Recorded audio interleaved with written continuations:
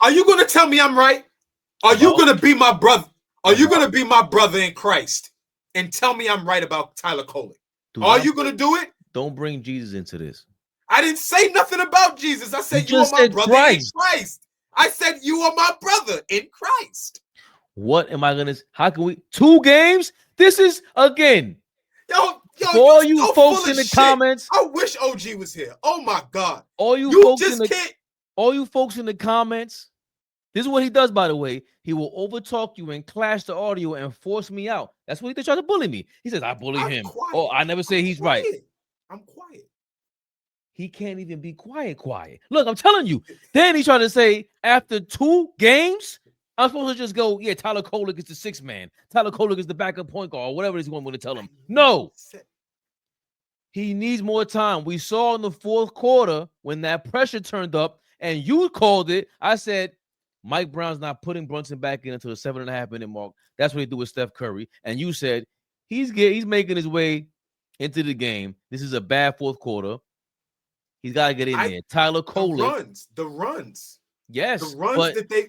But I'm not conceding that yet. I'm not conceding that Tibbs was wrong about Kolek last year either.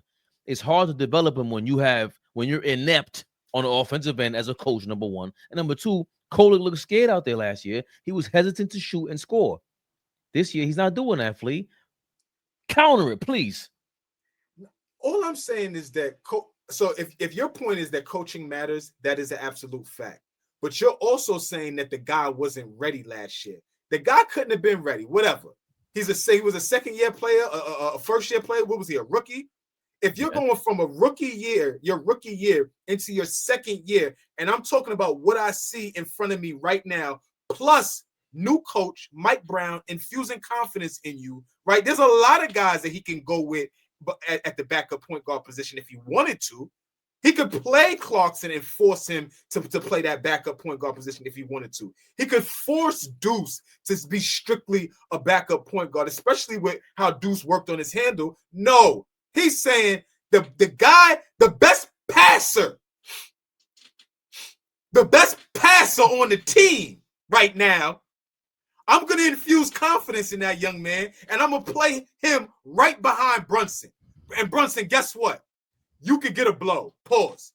You could get plenty breaths during the game. Because guess what? We're going to be able to maintain pace. We're going to be able to maintain taking care of the basketball. And this motherfucker is going to play defense. Did you see Tyler Kolek out there tonight moving them puppies, getting them hands in passing lanes, deflections, just being aggressive? Karate Kolek! The kid was being aggressive, man. Y'all can say what y'all want. I was high on this kid last year. I understood. Did he look like a deer in the headlights sometimes? Absolutely. But as a rookie, you trying to get your feel around where you're going to be placed in this league, right? How can I keep a job in this league?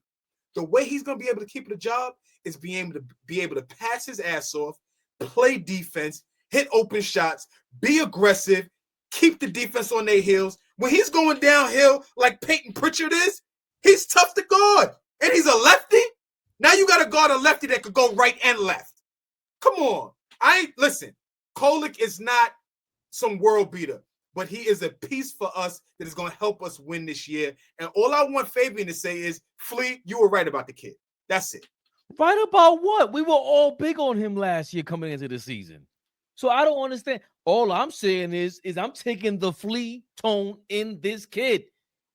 I'm not posting nothing on 42. I'm 42. Jackie Rob, nigga.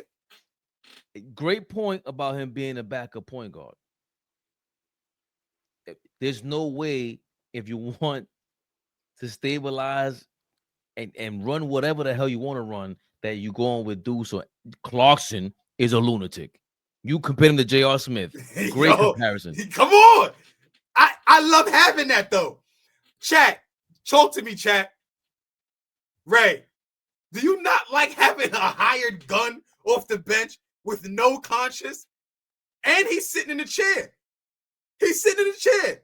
He's never going to be great defensively. But if he can be a good team defender and act like somewhat of a viable threat on the defensive end, I don't give a fuck what Jordan Clarkson does on the offensive end. If he sees green every time he touches that bitch, put that bitch up, Go Jordan. I don't give. Listen, that energy that he brings, we haven't had that. Unconscious. And he's good. It's not like he's a bum. He's good. So, yeah, I'll take it. Whatever mistakes he's going to come with. If he's taking threes in transition, come on, bro. I love it. And we got to take I love it. Mike Brown, big time salute. Third quarter, you called it. Boston went on an 8-0 run, 9-0 run. Start the quarter. Mike Brown called a timeout. To start the half. Went on Mike Brown called. Run, felt like. Mike Brown called Steve Kerr-esque timeout, which is really a Phil Jackson-esque timeout or Greg Popovich timeout. That's where, and he's from the Pop family tree also, Mike Brown. So hold on though. We gotta show Nostalgic Nick some love on what he's asking, because that's a valid question. We brought that up mid-game. Nostalgic Nick just asked, who was the first guy off the bench tonight? Off the bench, Landry Shamet. Landry had good minutes tonight. But go back. Landry had good minutes tonight. Come on. They were decent, but going back to the starting lineup, which was Mike Brown's decision from the beginning, right? Deuce McBride started after Huck Porty started the game one. So now we're experimenting with the starting lineup. What we said during the game was, damn, as Knicks fans, someone like Tyler Kolek and Huck Porty and Yabusele, these are all guys that we would have been hyped about 10 years ago. Praying, hoping them into superstardom, trying to just be relevant. Now we're experimenting while competing for a championship. Very exciting time, because for Mike Brown to experiment with the starting lineup, putting Deuce in there, then you says, yo, I'm not feeling this. Let me take, I think he said Bridges down, which I was surprised about, to be honest. Poor Shamet, he did all right, but it didn't do much. Remember, that first quarter, we were still down 30-22. So it wasn't crazy. He was trying to find some punch. Yeah. And I think Brown, he's figuring this thing out in real time. And to have this, obviously, you get the 10-point win. So he's succeeding in his experiment. And he's realizing, even in the middle of the fourth quarter, when Josh Hart wasn't even there yet, I forgot who was in the game. I think it was Brunson and Cat. And he eventually sits Cat down, brings him Bridges, then OG before OG got hurt. He's still figuring out who is really producing. And by producing, you saw him during the timeout. He was like, yo, great job. You gave up a basket there, but you're fighting over screens, especially you. I don't know who he pointed to, but he said, especially you. Brunson is doing a lot better switching and helping. Tyler Kolek, just to put the nail in the coffin on his night, switching is amazing. His hands were amazing, but the sliding in front of Derek White to allow Mikal Bridges to come in there and smack that ball in transition and get a block, incredible. And Brunson had did he try to rip Jalen Brown? So Brunson's being inspired by Kolek. AllBall TV. They scared, but I'm not. They don't like comentario. Y suscribe.